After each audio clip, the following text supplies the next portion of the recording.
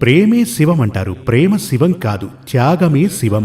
శివుడే గనక కోరుకుంటే సకల ఆభరణాలు ధరించి చాలా గంభీరంగా 1000 మంది ఇంద్రులకు సమానంగా జీవించగలరు. కాని ఆయనకు ఏమీ వద్దు. ఓ ఏనుగు చర్మం ధరించి విభూతి పూసుకుని నాకిది చాలు అలా ఉంటారు, అన్నింటినీ త్యాగం చేసి త్యజించి. అటువంటి మహాదేవుడు, కరుణాభరణాన్ని ధరించిన మహాదేవుడు ప్రసాదించినదే ఈ తాంత్రికం, జ్యోతిష్. అటుపై మహాదేవునికి కుమారుడైనటువంటి సుబ్రహ్మణ్య భగవానుడు జ్యోతిష్యంలో కొన్ని మార్పులు చేశారట.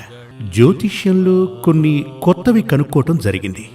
ఏది ఏమైనా వీటన్నిటికీ అధిపతి అని చెప్పబడేవారు మహాదేవుడు.